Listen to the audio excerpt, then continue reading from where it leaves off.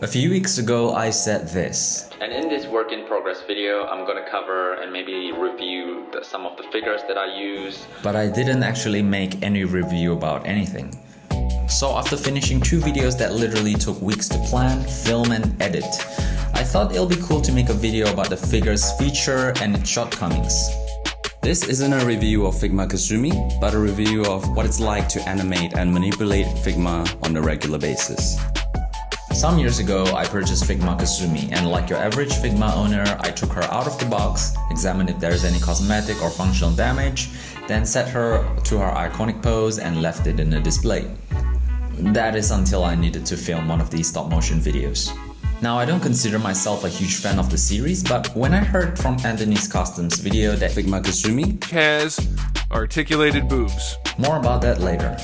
Granted, that's not the sole reason I got this Figma, but looking through the screen, it looked like she's great for complex articulation, and overall, she has a cool design, simple but decent design. Now, I don't know a whole lot about the series. I find the lore is quite, interesting, and there was that movie that was made one time a long time ago, and as a game, they made 6 of them, and there's also a game that's dedicated solely for what I can describe as fan service. Okay, cool. Since Kasumi is from a fighting game, surely the Figma 2 is easy to manipulate, right? Especially... you see that? That thing just fell? Well, let's start with that. This tassel that's attached to the weapon's hilt looks good from a distance, but oh boy, it was so fragile and distracting to animate sometimes. I have to remove them sometimes because either it's in the way or I outright just forgot about them because they kept falling. I know I could super glue or just blue tack them, but it needs to pivot because Kasumi is a jumpy character by nature. The other thing that annoys me is when I was about to animate the flying knee sequence, this thing in the back of the figure where the Figma stand is supposed to go, well, I don't know if it's just my unit, but the Figma plug itself isn't quite compatible with other Figma stands. I have this one stand that I use throughout my filming, and apparently this isn't really compatible, so I have to use the Figma stands that came with it, and I don't know if it's just me. Let me know. And yes, I know I can just mod it by drilling the back of her and get it to fit, but I would rather not risk damaging her if I can help it. If you ever watch Anthony's Customs, you would remember he mentioned her boobies has the ability to articulate.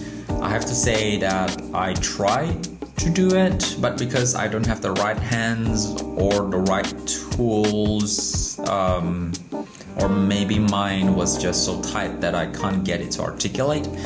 I don't know. Whatever it is, I can't seem to get it to articulate in any significant way for the stop motion videos, and the risk of breaking this expensive figure is not worth it, so... I have failed you! Figma's Kasumi's large bust also means that you'll have trouble manipulating her arms towards the opposite side. This may not bother those of you who doesn't pose or manipulate on a regular basis, but for the rest of us who does, that's the trade-off you'll have to accept. Let's talk about balance. You know that feeling when you manipulate a joint on a figure and trying to get it to stand on its own or balance them without the stand that it came with? Well, it's basically that. But when trying to get her to balance with each tiny manipulation for one frame at a time, it's quite difficult.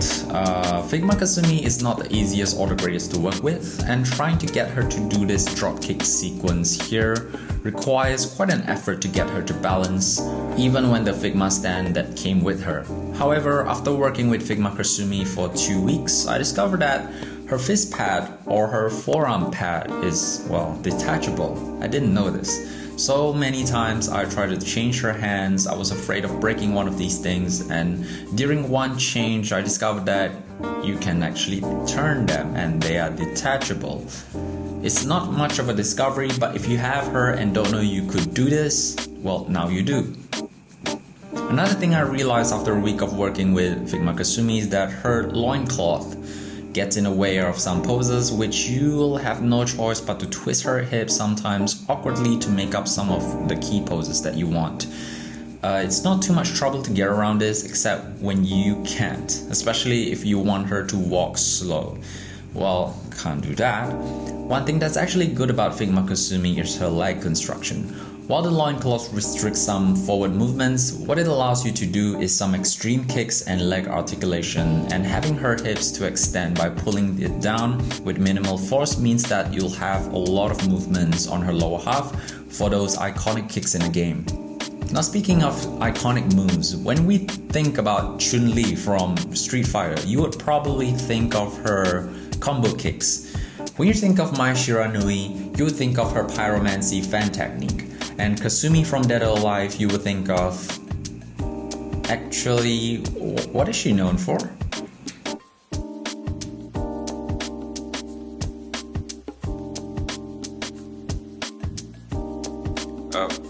Okay, maybe there's more to her, like her ninjato or wakizashi. Actually, according to history... Shh. Listen. Ninjato is basically a short piece of sword or metal that used commonly by ninja, which is what Kasumi is. You are a shinobi. And Genji's melee in Overwatch is using a wakizashi, so yeah. As far as I'm concerned, they're basically just a sharp piece of metal used as weapons. Anyway, I digress. Maybe her weapon is her signature, like how Genji Shimada is with his Dragon Blade. No, not at all. Even after 6 game titles, Kasumi hardly ever uses her weapon.